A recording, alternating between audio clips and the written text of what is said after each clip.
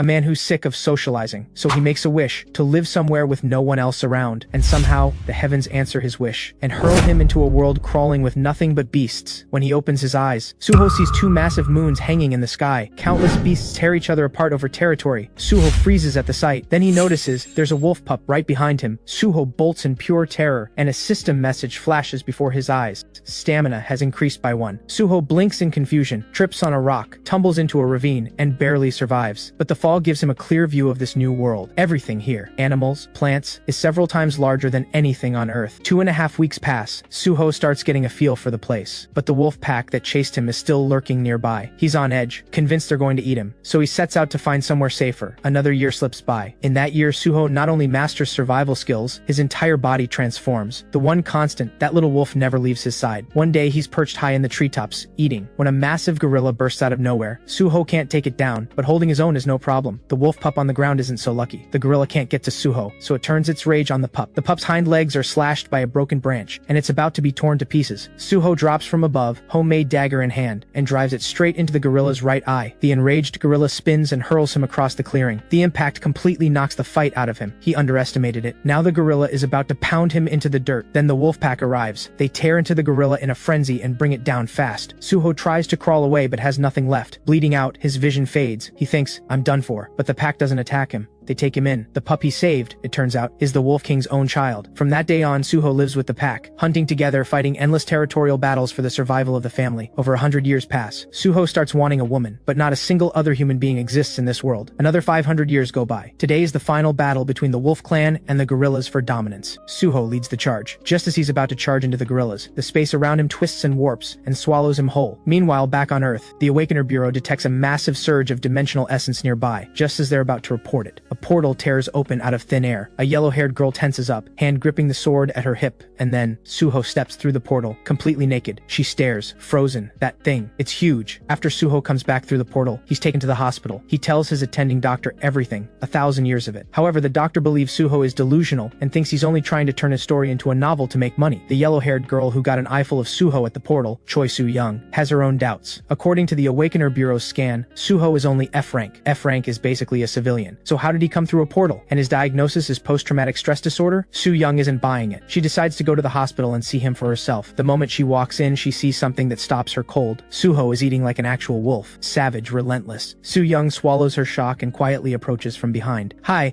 I'm Choi Soo-young from the Awakener Bureau. Suho leans in close and takes a long sniff. Your scent. I know this smell. Soo-young explains flatly. I was the first person you saw when you came back. Suho nods like that makes perfect sense, then immediately goes back to eating. But Soo-young is still uneasy. Back at the portal, she had clearly sensed a predator's aura coming off him. Yet watching him now, could her instincts have been wrong? Soo-young sits on the edge of the bed and starts running through basic questions. Suho looks her dead in the eye and says he is 1,000 years old. Soo-young sighs. Right. She almost forgot he's out of his mind. She pulls out a form and asks him to sign standard paperwork for returnees. Suho picks up the pen, curious, and smells it, then draws a wolf head where his signature should go. Soo-young stares at the paper. What the hell is wrong with this guy? She asks if drawing is the only thing he picked up in the last 10 years. Suho, dead serious. It wasn't 10 years, it was 1,000. That does it. Soo-young snaps. She jabs a finger at the form. Look at this, right here. Disappeared in 2015, returned through the portal in 2025. That is 10 years. 10, not 1,000. Suho snatches the form, suddenly wide-eyed, and stares at every word. Soo-young slides a card across to him. Your Awakener ID. Don't lose it. She's done talking to this idiot. She turns and heads for the door. When you're discharged, go back to your family, she says without looking back, and walks out. Suho watches her go. His mind reels. Family? If only 10 years passed on Earth, they could still be alive. But when he looks at the file, his heart sinks. His parents had died the very year he vanished. The only one left is his younger brother. Suho tears down the hallway to Doc's office and tells him straight he needs help. Doc, ever calm with his so-called patience, leans back in his chair and asks what exactly he wants. My brother is alive, Suho says urgently. I need to find him, and I need out of here. Now. Doc smiles pleasantly. In your current condition, returning to society isn't really an option. But if you insist on finding your brother, I can look into it. Suho's expression hardens. I don't think you understand. I'm not here asking for your permission. Doc laughs awkwardly. Right, I can help you, but I have one condition. Suho raises an eyebrow. And just like that, the scene cuts. He's in a taxi. Thank you. I won't forget what you did for me. Doc watches the taxi pull away. His nurse turns to him, baffled. You paid his hospital bill, called him a cab, bought him clothes. Why? The Bureau doesn't even bother with F-rank returnees. Doc just chuckles. I just got very interested in his story. The nurse stares at him. You actually want to hear more of that that nonsense? Doc waves her off. Never mind that. Go get someone to fix the door. He thinks back to how Suho had pushed that door open and falls into thought. That's the second time a handle has been bent out of shape. After all these years, the scent of an irregular, once again. Meanwhile, in the taxi, the radio is running the news. Military forces battling monsters, awakeners going head-to-head on live broadcasts, even ads recruiting hunters. Suho listens, fascinated. He thinks back to what Doc told him. The world has changed beyond recognition, and he knows none of it. He asks the driver to fill him in on the last 10 years. The driver, with nothing better to do, obliges. 10 years ago, gates to other worlds started opening up all over the globe. Along with the monsters came the awakeners, people with abilities, forming hunter teams and hunting for profit. To become a licensed hunter, you have to awaken and pass the Awakener Bureau's exam. By the time they finish talking, the taxi pulls up in front of Junho's building. Suho stands outside, a heaviness settling in his chest. Up on the second floor, an elderly woman cleaning her windows notices him. "Hey young man, looking for someone? I'm here for Junho." The words barely leave his mouth before the elderly woman shouts at him to get lost. Suho blinks. Did he get the wrong place? Then he hears it from upstairs. These loan sharks never stop showing up. Unbelievable. Something clicks. He walks to the entrance and finds the mailbox stuffed with overdue payment notices. This is definitely Junho's place, but things clearly aren't going well. In the wild, strength is law. In civilization, money is. Looks like the first order of business is making some cash. He heads to the Awakener Bureau. Suho's plan is to sign up with a hunter group, but he's told he doesn't qualify, even with his F-rank score. He's still 4 points short of the Awakener threshold. The receptionist tells him impatiently to either attend an Awakener Academy or earn points in the Outlands. Either way, come back when he's actually awakened. Suho walks out, deflated, but on his way out, a bounty catches his eye. 500,000 won for every goblin in the Suwon Outlands. He takes a cab straight to the Outlands. At the entrance stands a massive sign, 27. Suho moves to enter and gets stopped by the guards. No hunter's license, no entry. But just then, a scream rips through the entrance. An SUV comes barreling out, completely out of control. A goblin is on top of the driver, tearing into him. The SUV smashes through the barrier, slams into a wall and rolls. The guards rush in. The goblin barely pokes its head out before getting riddled with bullets. When the chaos settles, the guards remember Suho was standing there. They turn around. He's gone. A couple of rookie guards joke that he must have run off in fright. Little do they know, Suho slipped inside the moment every eye looked away. Walking the monster-infested streets, Suho feels something familiar stir inside him. The smell of blood, the howls of beasts. It takes him straight back to the jungle where he spent 1,000 years. He climbs a crumbling wall and looks out into the distance. So this is what the world has become. Suho waits until dark, closes his eyes, and takes a leap of faith. Time to hunt. The moment he lands, something feels off. His body is heavier than it should be. He tries to sprint, climb. He's slower, weaker. Is this a side effect of crossing back? Then a scent hits him. Blood. He follows it and finds a large white dog surrounded by goblins. Suho steps out of the shadows. Need a hand? The goblins ignore him completely and go for the dog. Suho grins. No objections? I'll take that as an invitation. Suho snaps into another mode entirely. He drives his fist straight down into the top of a goblin's skull. The head caves in like a watermelon. And then, a system window pops up searching for class. Error. Suho stares at a screen full of error messages, completely lost. He tries to swipe the windows away, but the goblins are already closing in. The pop-ups have him frustrated, so he takes it out on them. Every punch lands with a sharp crack, and in seconds, they're all down. The error flashes again. Druid achieves total victory. Stats initialization. Failed. Critical error. Suho frowns. He remembers about 100 years in. When his body pushed past its limits, the stat system had gone completely silent. And now this, the moment he's back on Earth. Could his weakened stats be connected to this error? Ding. Access granted. System store. Suho's eyes go wide. He has never seen this before. Is this what they call awakening? He opens the panel. 7 points total. Water and bread cost 3 in total. He tries redeeming, and they materialize right in front of him. Then he hears the dog whimpering. He turns. A small white puppy is curled up beside the large dog. Suho walks over and gently strokes her. He can feel it. She's fading fast. Poisoned, maybe. The dog lets out a few soft whines. Suho seems to understand. You want me to look after your pup? Don't you dare die. I never agreed to this. The words barely leave his mouth before she's gone. Suho looks down at the tiny white puppy. Maybe this is fate, he thinks. He takes out the bread he just redeemed and feeds it to the pup. He heads back to where he fought and counts the bodies. 7 goblins. That should be enough to pocket a decent sum. The next morning at the Outlands entrance, every hunter waiting to enter the dungeon freezes. Unlike anyone else coming out, Suho walks through the gate with 7 goblin corpses strapped to his back. A guard stares, jaw dropping. Isn't that the guy from yesterday? He took down that many goblins alone? Suho heads to the settlement hall. 7 goblins, 3.5 million. 3 bloodstones come in at 600,000. After sanitation fees and the puppy's vaccinations, he walks away with 2.1 million. The rest makes sense to him, but the bloodstones, he has no idea what those are, the receptionist explains. They're extracted from inside the goblin's chest. The price depends on how much dimensional essence is stored inside. Since Suho doesn't have a registered account yet,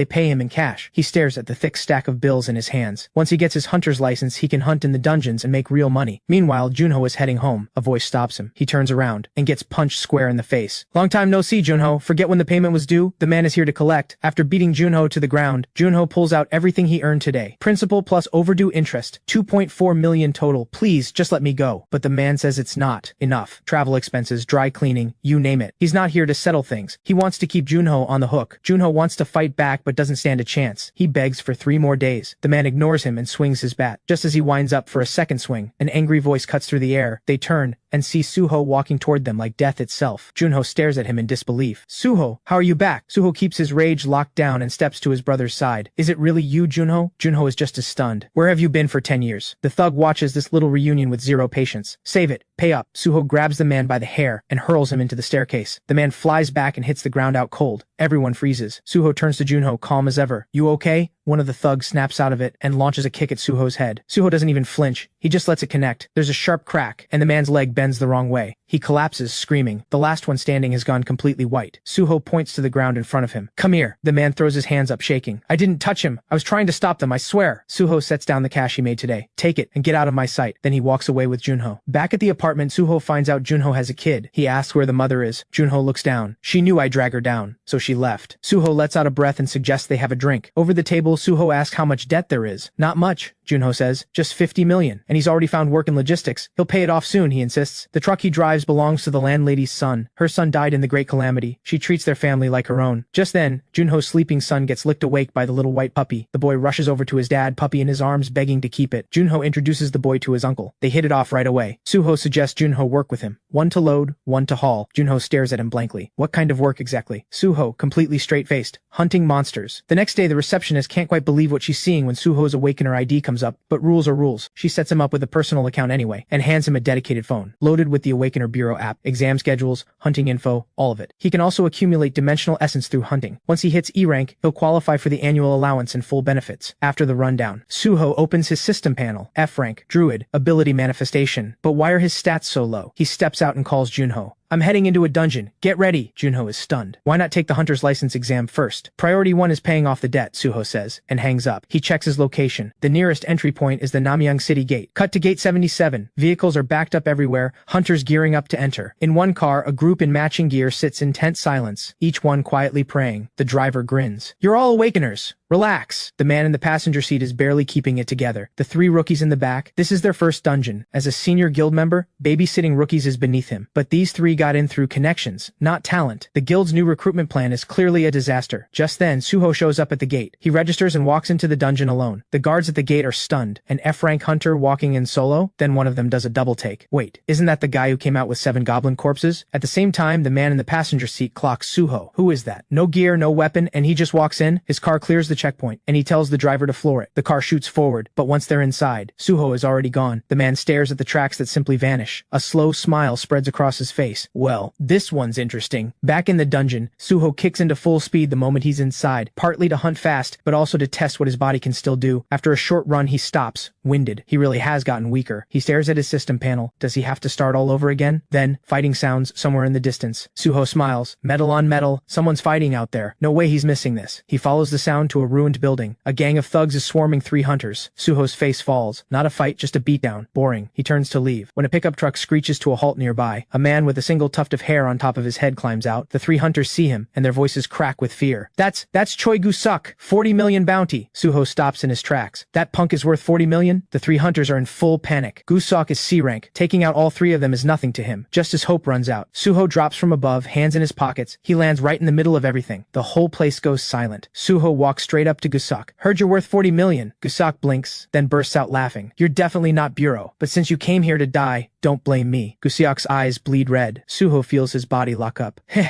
you held my gaze for more than 5 seconds. That means you can't move. Gu-suk turns to his crew. What are you waiting for? Get him. The crew raise their weapons and charge. Suho drives his fist straight into Gu-suk's face. Everyone watching goes rigid. Gu-suk stares at him, completely lost. That's impossible. Why can you move? Suho grins ear to ear. Heh, now this is fun. I found the biggest fool in the whole dungeon. Gu-suk is shaken, his paralysis gaze It did nothing, but he still refuses to believe Suho can beat him. He sidesteps one punch and walks straight into Suho's knee, then takes a heavy right hand to the face. Before he can recover, a flurry of blows hammers his chest. Pain explodes through his entire body. A final blow catches him at the waist, folding him clean in half. Gusok goes flying. Suho looks almost disappointed it's over. Everyone, the beaten and the untouched, stands in dead silence. Suho looks at Gusok's crew. Anyone else? We're just watching. Great, then get over here and kneel. Actually, what are your bounties? The crew panics. We don't have bounties. Just take Gusok, please. Brothers to the last, Gusok chokes out, actually tearing up. Just as Suho is about to let them go, Jong-woo steps up from behind. Sir, they're criminals too. There's probably a bounty on them. The crew argues desperately that they're completely worthless, not worth a single coin. Suho loses patience and knocks them all out. On the way back, he rides with Woo, all the criminals stuffed in the trunk. With nothing else to do, Suho asks about Woo's skills. Swordsmanship, tracking, exploration. Woo rattles them off. The tracking and exploration he learned from a skill manual. Suho raises an eyebrow. You can actually learn abilities from a book? Woo glances at him and says nothing. How does he not know this? It's basic stuff. Just then Suho spots a teleportation circle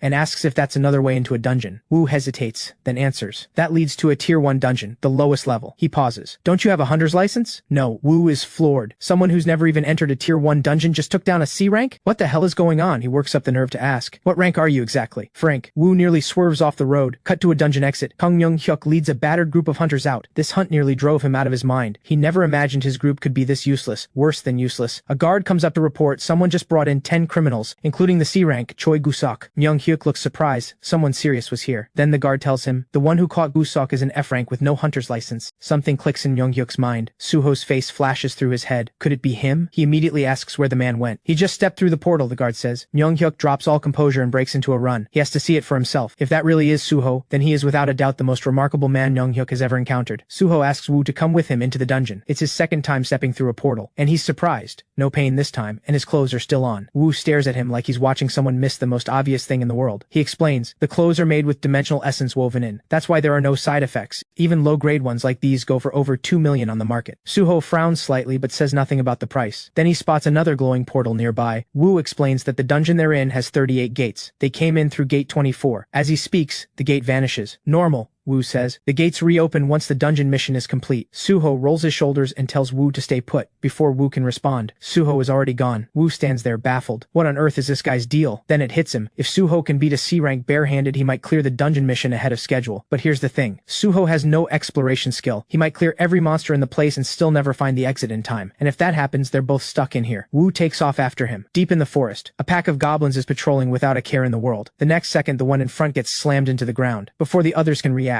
each one takes a crushing blow to the chest, and Suho finishes off the last one. He picks up a weapon from the ground and starts going through the bodies. Suho pulls on a mask. He finds a bloodstone charged with dimensional essence. Only one from 3 goblins this time, but the bounties alone have already paid well. More importantly, he's confirmed he can gain experience through hunting. Suho tears through everything in his path. By the time Woo catches up, the ground is covered in bodies. Woo stares. Is this really an F-rank hunter? Then Woo's tracking skill pings. Suho has already stopped. After all the hunting, his points have reached 102. More than enough for 2 skills. Beast taming and summon dryad. Just as he's about to pick beast taming, 2 goblins ambush him from behind. Suho barely reacts. 2 punches, done. Then the system fires off another alert. Critical error. Data conflict. Additional synchronization in progress. What the hell kind of garbage system is this? But when he checks his system panel, his stats can finally level up normally. Suho decides to spend his points and unlocks summon dryad. A flash of light, skill acquired. He stares at the panel. Come forth, dryad. A glowing emerald form rises in the light, as if the will of the entire forest has taken shape. Suho is caught off guard. He had seen something like this in the other world, but figured it was just fireflies and never gave it a second thought. He orders the dryad to search for any remaining goblins. The dryad begins scanning, syncing with the memory of the surrounding trees and grass. Suho feels a bit disappointed. Is it this slow because of my low rank? He opens the system panel again and spends his remaining points on exploration and tracking. He presses his palm to the ground, closes his eyes, and reaches out with his senses. Suho tries activating tracking, but all it returns is news of dead goblins. Did he wipe them all out? But just then, a roar erupts from deep in the forest. A feral grin creeps onto Suho's face. That's a goblin, all right. He sprints toward it and climbs to a vantage point, but what he sees stops him. Woo is on the ground with a yellow goblin sitting on top of him.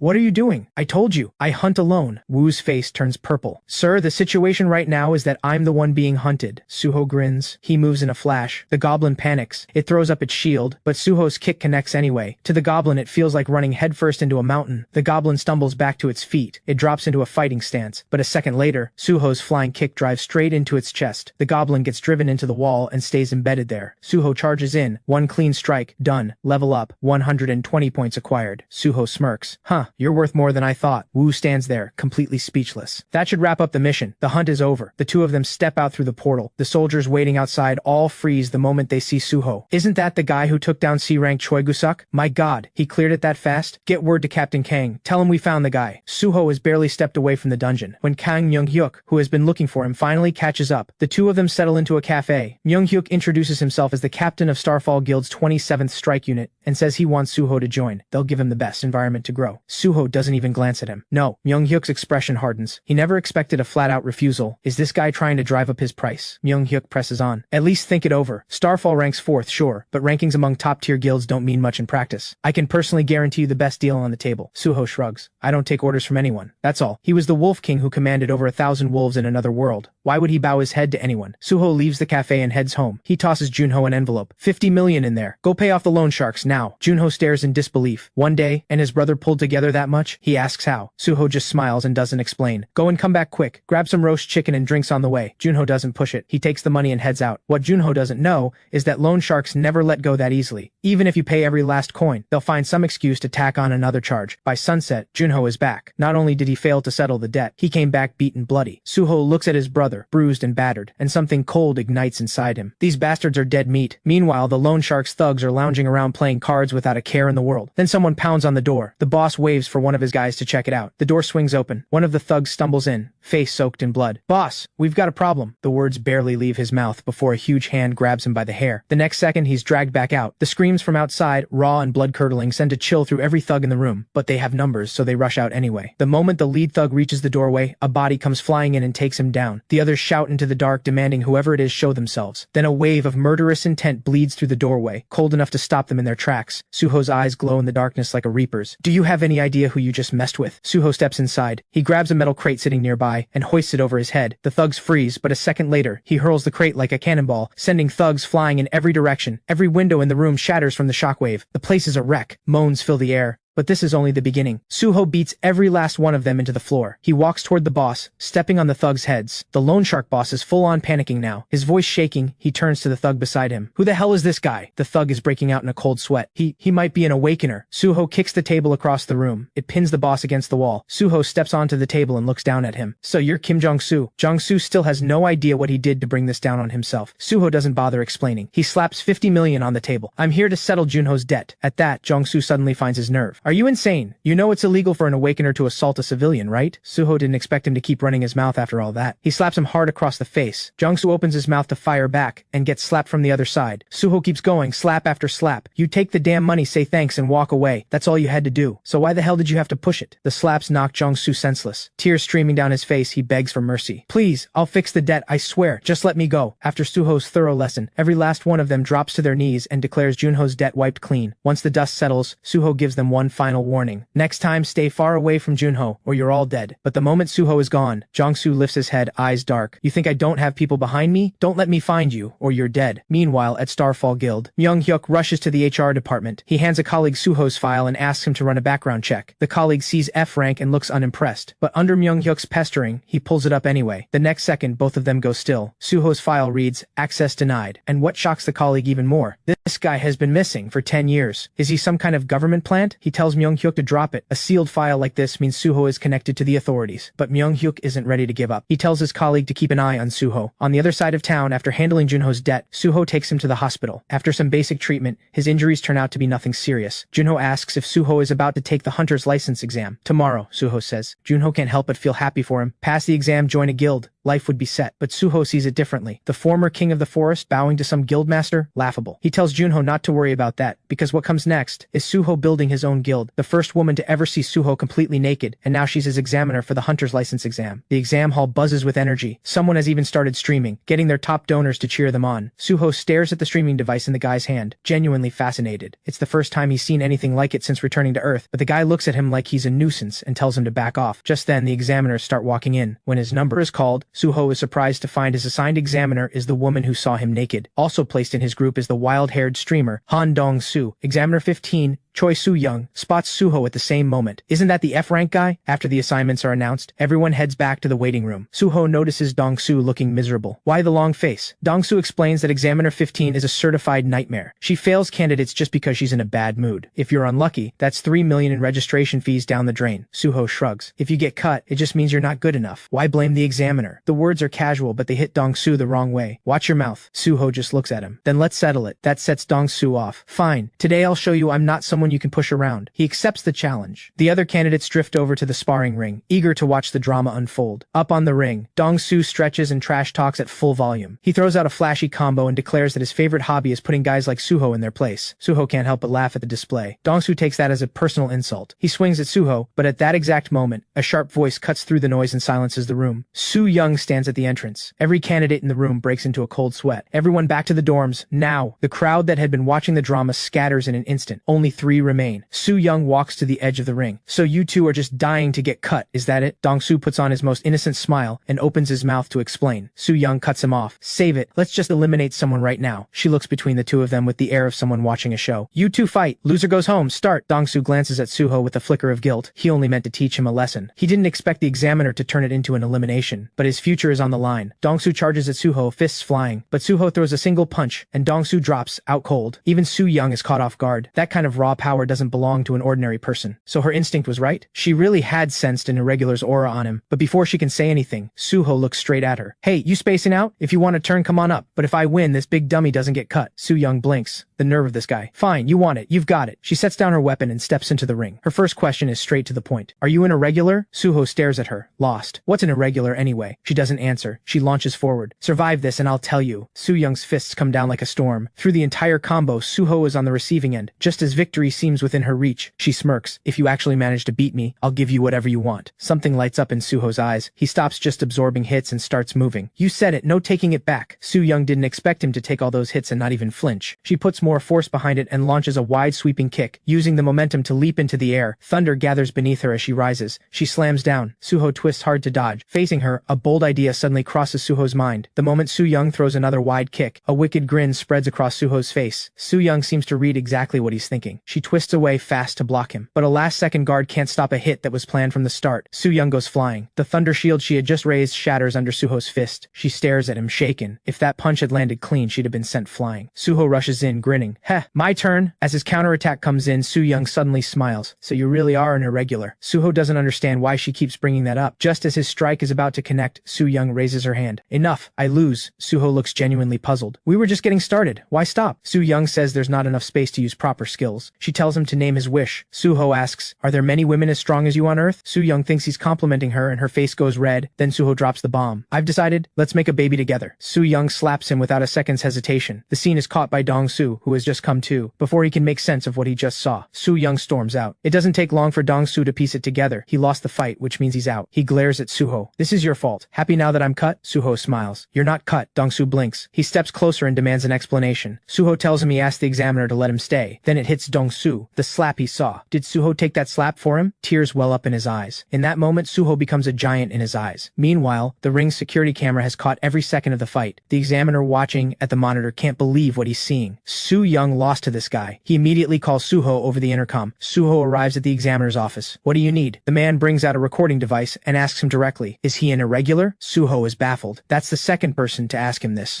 What exactly is an irregular? The man thinks for a moment. So you haven't been briefed on the gateways at all. He begins to explain. Currently, 3 planets are connected to Earth through gateways. The first is planet Aruka, home to elves and dwarves who coexist peacefully with humans. They trade with Earth and share their culture. Humans who visited even came back with magic and crafting skills. The second is planet Guchon. The demon tribe and the central folk there are constantly at war. Land in central folk territory and you might be fine. Step into the demon tribe's side and you're walking into a battlefield. The third is planet Midr. It's home to aggressive half-beasts and massive vicious monsters. The moment a gateway opens there, war breaks out immediately. Beyond that, there are those who traveled to these 3 planets, gained abilities, and returned to Earth. Because their combat strength can't be measured by Awakener ranks, people just call them irregulars. By the time the explanation is over, Suho feels his head spinning. I didn't come back from any of those 3. The man stares. A 4th planet? Then where did you come from? Everything I have to say, I already told Doc. The man's expression darkens. He waves Suho out. The moment Suho is gone, the man calls in an examiner. Take over Group 15. Watch Suho specifically. Report everything he does. The examiner is puzzled, but only the man knows why. Because every word Suho said today was the truth. He has the ability to detect lies. On the 2nd day of the hunter's license exam, when the candidates discover their examiner has been replaced, the whole room lights up. The new examiner announces the event, a physical test. Complete the 100-meter sprint in under 9 seconds, then finish a 40-event iron course within 1 hour. The bar doesn't drop just because you're a support class awakener. The first up is a healer class awakener. She clocks over 9 seconds and is eliminated on the spot. Next up is Dong-Su. 8 seconds flat, barely passes. Then it's Suho. He rolls his shoulders, drops into position, hands on the ground. The signal fires, and Suho launches off the line like a bullet. Everyone watching is frozen in place. Moments later, the phone rings in the examiner's office. After watching the footage of Suho's test, the first thing on his mind is the reporters out in the hall. The examiner turns around to find reporters snapping photos like crazy, beside themselves with excitement. He hangs up and immediately dials the returnee bureau. He sends Suho's test footage to the bureau's chief, Kim Mi-suk. Mi-suk watches the video and goes still. As they review the footage, a subordinate reports to her. The major's ability is lie detection, which means everything Suho said to Doc checks out. Mi-suk's brow furrows. She had written him off as a delusional F rank, but if this is real, he could be a B rank or higher irregular, and possibly the first returnee from an entirely new 4th planet. The thought alone makes her act fast. She orders her team to clear the reporters and lock down the exam site. Her subordinate hesitates. It's already too late. The news is already out. Mi-suk snaps into action. Pull every report. Restrict all media coverage now. On her orders, security floods the exam hall. Reporters are pushed out. On the other side, as Mi-suk calms down, a thought takes hold. Suho passed through the portal with no protective gear whatsoever. Could the absence of dimensional essence have caused the system to clock him as F rank, even though his physical stats never actually changed? And now that she thinks about it, the Bureau's system glitch happened right around then too. There's definitely something about him that doesn't add up, if he truly is a returnee from a 4th planet. The rights to explore that unknown world will belong to us. Back in the waiting room, Dong-Su notices the bags are gone. That means everyone in Group 15 except the 2 of them has been eliminated. The thought weighs on him. Suho looks at him. What's wrong with you? You've got that look on your face again, Dong-Su explains. The next stage is a dungeon raid. More teammates, better odds of making it through. Suho waves it off. It's just a dungeon, I can handle it alone. But Suho is far more curious about Dong-Su's streaming setup than the dungeon itself. He asks what the stream is. Dong-Su stares at him. Did you just come down from a mountain? How have you never heard of streaming? He holds up his phone and walks Suho through it. See her? She's doing a mukbang. 1 million people are watching live right now. Suho's eyes go wide with envy. Seeing how into it Suho is, Dong-Su offers to set up a mukbang session for him. The idea of eating all that food in one sitting puts an instant grin on Suho's face. Suho looks at him. I like you. Join my team. Dong-Su's whole body stiffens. He stares at Suho for a full 2.5 seconds before his brain catches up. You're building your own team? Not applying to a guild? Suho confirms it. Dong-Su's first instinct is to say no, but then it hits him. If he posts Suho's dungeon runs on YouTube, he could blow up overnight. The thought gets his blood pumping. Eyes glistening. He accepts. From now on, I've got your back. He pulls himself together and brings up a snag. A team needs at least 3 licensed hunters. Where are they going to find the 3rd? The waiting room door swings open. A bald monk walks in. This humble one has just been assigned to Group 15. My name is Myung-jin. The 2 of them exchange a glance. Even monks are struggling out here. Just then, the intercom crackles to life. All candidates suit up immediately. The dungeon raid is about to begin. 2.5 days of training, and they finally made it to the last stage. In the Awakener testing hall, the examiner briefs everyone on the dungeon. The dungeon they'll be raiding is a Tier 1 dungeon managed by Phoenix Guild. Suho frowns. What does it mean for a guild to manage it? Dong-Su has officially given up on this guy. He explains anyway. The government divided dungeons into regions and assigned management of them to 12 guilds. In short, form a guild, claim territory, and earn through dungeon hunting. That seals it for Suho. His resolve to build his own guild has never been stronger. At first it was nostalgia, missing the days he ran with his wolves, but now he sees the benefits go far beyond what he imagined. The examiner continues. Since this raid is designed to assess new recruits, the monsters are relatively weak. The one thing to watch out for is that this is a maze-type dungeon. Dong-Su's stomach drops. A maze dungeon isn't about combat. It's about not getting lost. Without an exploration skill, 90% of teams won't make it out. Suho shrugs like it's nothing. I have exploration. Dong-Su freezes. He already learned a skill before the exam. Skill manuals cost at least 30 million. Is this guy secretly loaded? Dong-Su turns to Myung-jin. What's your awakener skill? The question makes Myung-jin bow his head and go quiet. Suho and Dong-Su exchange a look. Then Myung-jin's expression shifts. Something dark crosses his face like a bad memory surfacing. But before either of them can ask, the examiner calls it. Time to enter the dungeon. Geared up,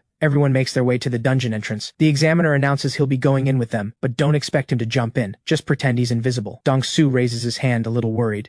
Sir, there are only 3 of us. If things go sideways, you'll step in, right? The examiner smiles and says nothing. Suho gets to his feet, unimpressed. Why are you so scared? You don't trust me. Myung-jin draws his staff. Dong-su stares, speechless. Is that a weapon made of dimensional essence? A team of 3, one with a skill manual, one with a dimensional weapon. Turns out the clown was him all along. Once the 3 of them are inside the dungeon, Myung-jin takes point and walks ahead alone. Dong-su, tense, tells him to watch his surroundings. Then he slaps a hand over his own mouth. He almost forgot the examiners right behind them. Rule 1. Move in quiet and secure a safe zone. Instead, he just announced himself to every monster in the place. The examiner is absolutely docking points for that. Just then, a skeleton soldier charges out from the shadows. Suho casually reaches out and gives it a gentle pat on the head, and it shatters into pieces. The little schemer Dong-su immediately claims the whole thing was his luring strategy. You've got to hand it to his nerve. Almost as impressive as the racket he made. Dong-su jogs to catch up with Suho, and accidentally triggers a floor trap. A wave of arrows comes flying straight at him. In that instant, Myung-jin draws his solid staff, spins it in a blur, and deflects every single arrow. Dong-su can't help himself. That staff work is insane! But at that very moment, he steps on another trap. The floor gives way beneath all 3 of them. Dong-su, true to form, never fails to disappoint. They land in what looks like an underground drainage passage. The opening above them has already sealed shut. Almost immediately they feel it, the presence of monsters closing in. Myung-jin looks genuinely pained. I'm sorry, my awakener skill is area of effect taunt. Dong-su goes pale. That's an aggro skill. You've been pulling everything toward us? Suho's face lights up. Perfect. Saves me the trouble of hunting them down one by one. He launches into the air and kicks straight through the ceiling in one clean spin. The other 2 just stare. Suho looks down at Myung-jin in the pit. I like what I see. Join my team. The sound of monsters is getting louder. Suho activates exploration and dashes straight toward them. By the time the other 2 climb out, the floor around them is covered in monster remains. Moments later, word reaches the examiner's dispatch room. Group 15 has completed the mission. The commander stares at the clock. 30 minutes. The average clear time for this dungeon is 5 hours. Did something go wrong in there? The examiner assigned to Group 15 calls in. Major Kim, Suho's team has cleared it. I'm sending you the footage now. You'll see for yourself. A dungeon this low level can't come close to measuring what he's capable of. After the 3 of them earn their hunter's licenses, Suho's team is officially formed. Dong-su, ever the goofball, sets up the stream right in Suho's house, even dragging the old landlady into it. Myung-jin hauls in his Buddha statue. Looks like he's settling in for good. The team's roles are clear. Junho handles transport, Suho and Myung-jin handle supply runs, and Dong-su is on recording duty. His awakener skill is visual memory, so he's basically a living camera inside the dungeon. Soon, the team takes on their first dungeon run. The moment they step inside, bats fill the air in every direction. Dong-su's mood tanks. Nobody on the team has a ranged skill. Then Myung-jin raises a hand. Leave this to me. He pulls out his wooden fish, starts striking it, and begins chanting. The bats are drawn to the sound. They swarm together and dive straight for him. Myung-jin raises his solid staff, activates Flame Cyclone Staff, and spins until every last bat burns to ash. The boss finally appears, but doesn't even get a line out, before Suho splits it in 2. After collecting the bloodstones from the bats, Dong-su uploads the combat footage to YouTube, and it blows up the moment it goes live. From that point on, there's no stopping them, like a dam that's finally broken. But for Mi-suk at the Returning Bureau, this is a headache she didn't need. She worked so hard to put a lid on the media coverage, and it turns out one of their own members is a streamer. Her subordinates are at their wits' end. Suho's team is blowing through 20 missions a day, and has cracked the top 3 on YouTube's trending list. If they don't get ahead of this, it's only going to get worse. Mi-suk lets out a slow breath and thinks it over. Then she stands. Get me Suho. I'll handle this myself. Meanwhile, the team decides to take a day off. 3 straight days of dungeon runs. They've already qualified for a rank upgrade, and in those 3 days they've pulled in 140 million in gold. Then Suho notices a system panel hovering in front of Dong-su. Level 3, F rank, YouTuber. He's been spending his points, over 3,000 of them, on all kinds of skills, and apparently that's what opened up this ability. He checks Junho. The panel is there, but no information available. Same for the landlady. But his dog has a panel, level 1. Can even dogs awaken? Something clicks in Suho's mind, but he sets it aside for now. He suggests buying Junho a new car. Junho is thrilled. At the car dealership, Junho zeroes in on the latest model immediately. Suho doesn't hesitate. He buys it on the spot. Junho, buzzing with excitement behind the wheel, asks where they're headed. Suho points toward the restricted zone in the distance. Junho looks confused. Suho speaks quietly. You told me once that the only reason you never awakened was because you couldn't afford it. So today, let's change that. A man who's never even killed a chicken. Now his own brother is forcing him to hunt monsters. The moment Junho hears Suho's plan, panic sets in. No wonder he bought a new car. Might as well have been a goodbye present. The roars of monsters echo from deep within the outlands. Junho's already having second thoughts. Snowy, on the other hand, is absolutely thrilled. Hey, how about you make Snowy your brother instead? I'll just head home. Suho doesn't answer. He steps out of the car and tells Junho and Snowy to wait. Watching his brother walk away, even the dog isn't scared. But he is. Meanwhile, 2 thugs from the loan company have set their sights on Suho. Sure, the guy looks like death himself in the video, but that doesn't mean he can't be dealt with. One of them suggests bringing in Choi Se-won from District 4 to settle the score. The fee isn't cheap, but to save face he's willing to get ripped off. Elsewhere, where the landlady is hurrying home in the rain. Suddenly, a car pulls up in front of her. Kim Mi-suk steps out, badge in hand. Hello, ma'am. We're from the Returnee Bureau. Is Suho available? The landlady just stares. Kids these days, what is even going on with them? Back in the Outlands, it's been half an hour since Suho left. Junho can't sit still anymore. Then Snowy, perched in the backseat, bares his teeth and lets out a low growl. A second later, a goblin slams into the window. Junho nearly jumps out of his skin. Then he watches it slowly slide down the glass. The car door swings open from outside. Suho glares at his shaken brother. Get out. Even the dog has more guts than you. Junho climbs out on unsteady legs and finds a barely alive goblin lying on the ground. Suho tosses a weapon at his feet. He turns away, voice flat. Finish it, then follow me. He's about to leave Junho alone in the rain. Junho cries out, voice cracking. Can he just skip the whole awakening thing? Suho looks back at him, cold and unmoved. Remember this, the weak don't survive. Now move. On the ground, the goblin writhes and snarls. Snowy barks furiously beside it. Snowy, fight. On Suho's command, Snowy charges without a shred of fear, but his level is far too low. The goblin fights back. Suho sighs. Snowy's not strong enough. If you're not going to step in, he won't last much longer. Even then, Junho still can't bring himself to move. Suho's expression hardens. Move, now. Junho knows there's no way out. He picks up the dagger, hands shaking, gasping for breath, still unable to commit. And then, a yelp from behind. Snowy is inches from the goblin's jaws. To save his dog, Junho summons every ounce of courage and tightens his grip on the dagger. He drives it in, hard, but it's not enough to finish the goblin off. Faster! Suho shouts. Once, twice, 3 times. The rain washes the blood from his skin, but Junho doesn't notice anymore. He's completely lost in it. Only when his arms give out does he finally stop. He stares at his blood-soaked hands. He can't believe what he's just done. Suho gives him no time to recover. Keep the blade up, push to the edge. Junho is close to tears. I can't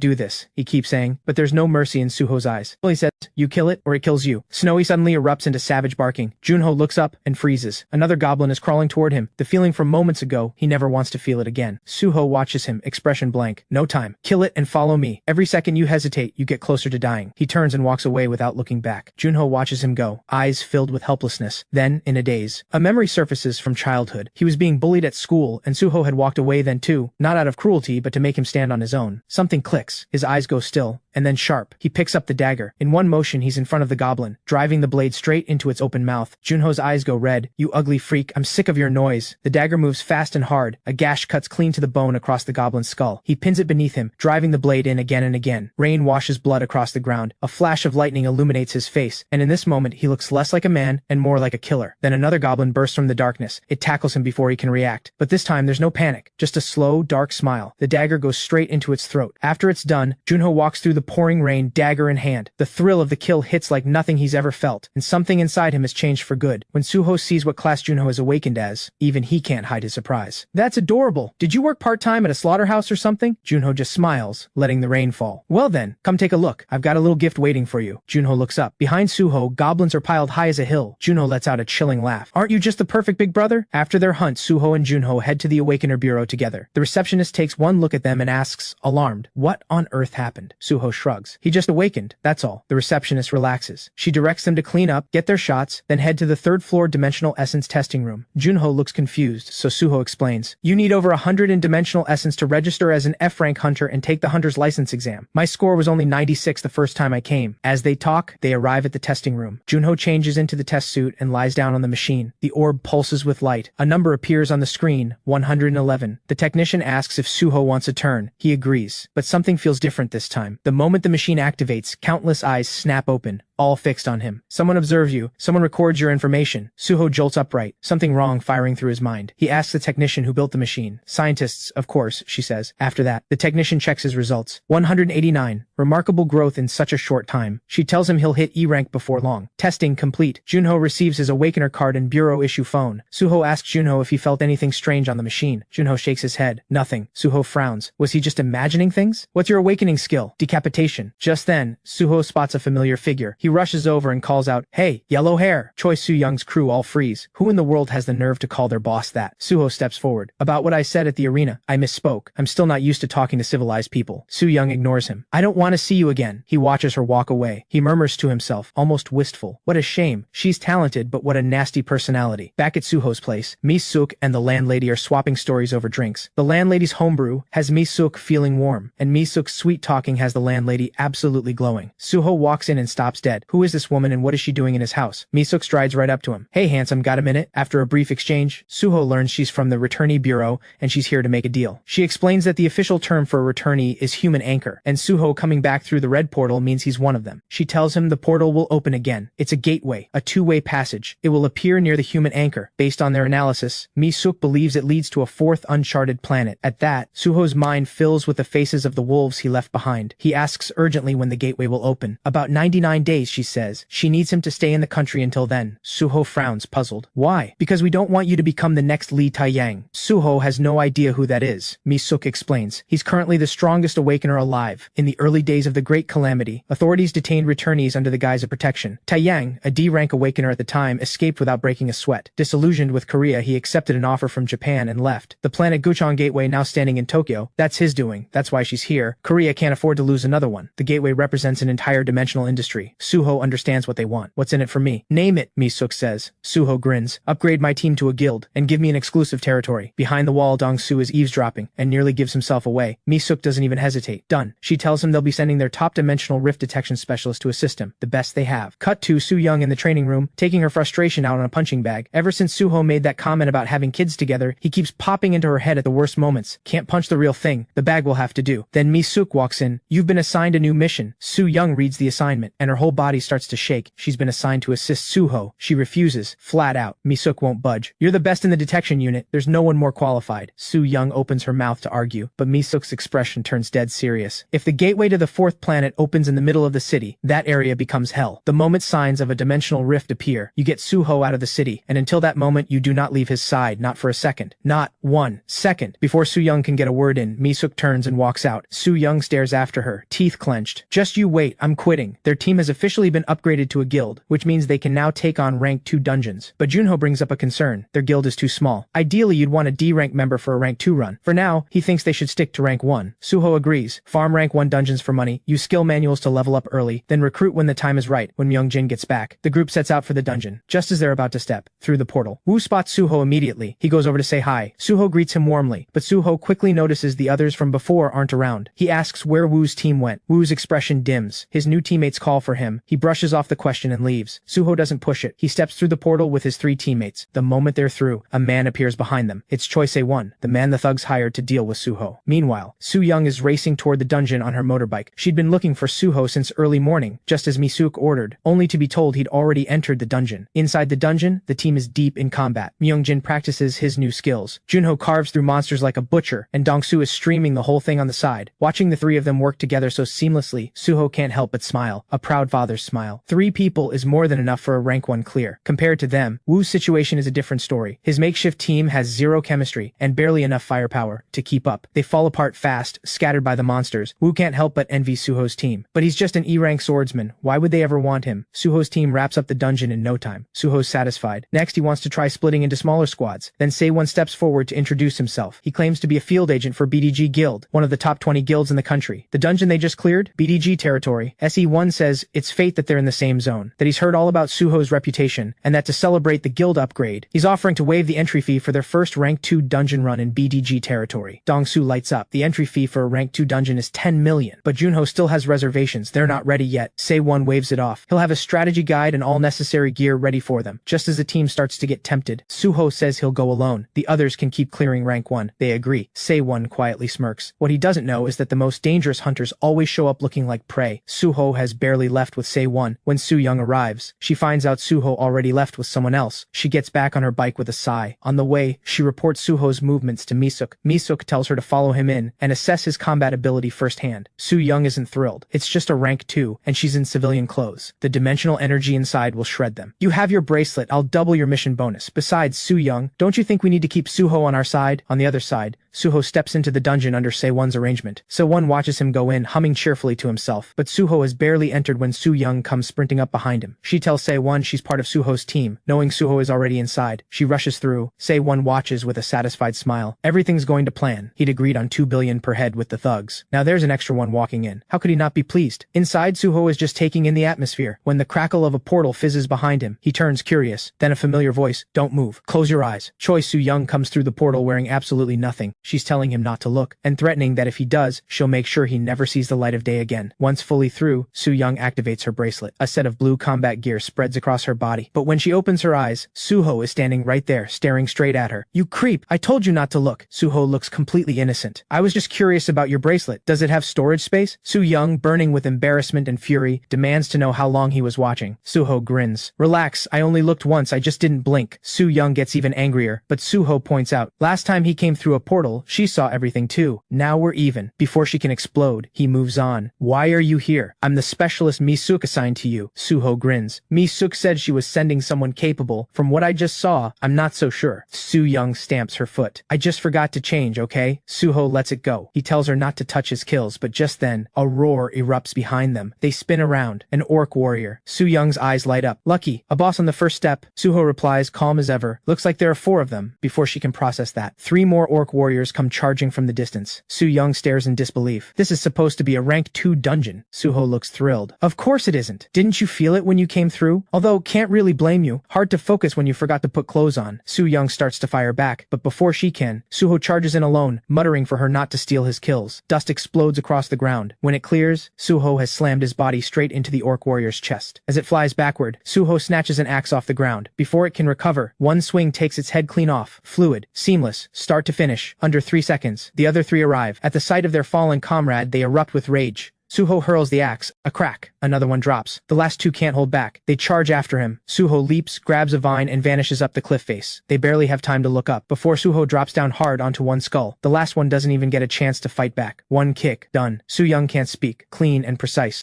Brutal and savage. Those 2 minutes will haunt her forever. Suho tosses her a backpack. "Stop staring. Go collect the bloodstones." She stares at him. He really is an irregular. F-rank experience points are just meaningless numbers to a guy like this. Just as Suho digs out a massive chunk of bloodstone, Soo-young suddenly remembers something. She tells him this isn't the time for looting. She hasn't detected an exit portal since they took down those 4 orc bosses. And the backpack he gave her? Full of rocks. Suho brightens up. "Perfect. More room for bloodstones." Soo-young is completely at a loss. "I don't think you understand the situation. This is at least a rank 4 dungeon. Just the 2 of us. The odds of making it out are not good." That's when it clicks for Suho. C1 set him up. But instead of anger, he laughs. "He gave me a free rank 4 experience. I'll have to buy him dinner when we get out." Soo-young has officially given up. What is wrong with this guy? An orc warrior lunges at Soo-young out of nowhere. She reaches for her blade on instinct, and remembers she left it on the bike. In that split second, Suho streaks past her. His dagger takes the orc warrior's head. He turns to Soo-young with an easy smile. "Don't get too impressed. I'm just that good." A strange tingle runs through her. Then something registers in her senses. She activates clairvoyance. Countless orc warriors, swarming toward them, against the incoming horde. Suho lets out an excited yell. When he sees the orc warriors are riding wolves, his eyes go wide with delight. Soo-young refuses to deal with this. She charges in. Suho charges too, reminding her not to steal his kills. She's done trying to reason with him. She summons her backup weapon and throws herself into the fight. On the other side, Suho tears through them with his dagger. Mid-fight, he's still complaining about her stealing his kills. Soo-young starts to snap back, but Suho weaves through the orc warriors' formation in one fluid burst, cutting them down with clean, precise strikes. Just as he's about to break through to the back lines, a spiked club slams into him. The warchief steps forward. Soo-young lets out an involuntary gasp. Suho shifts his weight and braces himself. His body comes to a dead stop in an instant. He catches sight of the warchief, and a slow smile spreads across his face. The warchief takes it as a taunt and swings the spiked club in a fury. Suho tightens his grip and charges. At the last possible moment, he twists at an angle no normal body should reach, launches himself onto the warchief's head, dagger in both hands, and slams it into the shoulder. But the next second, Suho makes a confused sound. The spiked club sends him flying. The dagger shatters in his hand. At the same time, in the bureau, Mi-suk is frantically working the phones, tracking their signals. The signals show Suho and Soo-young in 2 completely different locations. Suho's phone was left in the car. Junho took it near the rank 1 dungeon. Soo-young's is still on her bike. Neither of them is picking up. Mi-suk tells her team to find out what's happening. Now, the report comes back. Soo-young has entered a rank 5 dungeon. Mi-suk goes pale. How did they end up in a rank 5? Who manages that dungeon? Her subordinate tells her it's BDG guild territory. Mi-suk's voice goes sharp. Pull the entry and exit logs for that rank 5. I want BDG guild's guildmaster on the phone. Now. Inside the dungeon, after being launched through the air, the orc warriors pile on. Suho lets out a dry laugh, starting to feel it a little. Then he explodes, grabbing one by the body and hurling it into the mass of them. He snatches 2 axes off the ground and sends them flying. Soo-young saw Suho get hit and is already moving toward him. What she didn't expect, archers. 3 arrows come at once. She dodges and loses her footing. The orc warriors are on her. She activates Shield Burst, the last card she has left. The Warchief's club comes crashing down. Suho grabs Soo-young by the wrist and pulls her clear. Heart still pounding, Soo-young asks what they do now. Run first. Figure the rest out later. Orcs closing in behind them. A cliff ahead. Where is there left to go? He doesn't answer. He picks her up. Hold on. This next part is going to be fun. Suho jumps off the cliff with Su Young in his arms, and several orc warriors who can't stop in time go over with them. Unfortunately for them, they don't land like Suho does. Every single one goes headfirst into the ground. Su Young stares in disbelief. Suho dumps her on the ground. Worn out. Almost didn't make it. Su Young collapses where she lands, staring up at the cliff face in shock. The orc warriors won't even jump from there, and they survived. They take cover in a nearby cave. Su Young asks if they should do something. Suho says he's only 4 orc kills away from leveling up. Su Young stares at him, speechless. Leveling up just removes a cap. It doesn't boost your actual power. For me, Suho says, it does both. Outside the dungeon, it's chaos. Reporters everywhere, all scrambling to cover the story. Choi Se-won has been formally arrested. He's drowning in regret. If he'd known that woman was from the bureau, he'd have never let her in. Meanwhile, Mi-suk is in her black stockings. She strides into the director's office and makes her stance clear. Not one of them walks free. The director sighs. They've all been arrested. The loan company's boss slipped away, but the warrant is already out. Mi-suk isn't satisfied. A small-time middleman doesn't have that kind of reach. The people pulling the strings haven't shown themselves yet. The director sighs. We can't just shut down BDG Guild's rank 5 dungeon over this. And even if we did, it won't bring Suho and Su Young back. That breaks Mi-suk's composure entirely. She's the one who sent them in together. And now there's nothing she can do. Word is already out. The chances of either of them walking out alive are close to none. Inside the dungeon, a lone orc warrior, suddenly drawn in by a chubby little dryad. It reaches to crush the thing, but this plump little creature is surprisingly quick. Embarrassed and furious, it swings its axe and gives chase, but it loses the dryad almost immediately. Confused, it looks around. When a single leaf drifts down and lands on its head, the next second, Suho drops from above, dagger straight into the skull. Heh, 3 more and I level up. Su Young activates clairvoyance and spots a lone orc warrior nearby. Before she can finish, Suho is already moving. She's still talking. It's alone, yes, but it set a trap. Just as Suho's dagger is about to strike, the orc warrior stamps the ground. A massive trunk erupts from the earth and sends him flying. Then, the orc warrior blows a horn. From underground, orc warriors that had been lying in wait begin to surface. Every orc warrior within earshot goes on high alert. Su Young shouts for him to get up, but Suho is running on empty. 2 days without food, and his body is starting to slow down. The orc warriors charge in screaming. At this critical moment, Su Young twists and fires a volley of energy orbs. Explosions tear through the horde, but against an army this size, it barely makes a dent. Su Young collapses. Those last orbs were everything she had left. While the orc warriors are still disoriented, Suho seizes the moment and grabs an axe off the ground. One swing slits the throats of 2 orc warriors. He smirks. One more. He swings the axe high, right at the moment of the killing blow. The spiked club comes from nowhere. Suho never sees it coming. The spiked club catches him square in the ribs. Su Young watches him fly, and her eyes fill with despair. But she's underestimated one thing: the protagonist's plot armor. Suho crashes into an orc warrior. The axe slips from his hand and spins upward, and comes back down like a guided missile, straight into the skull of a downed orc warrior. Thud.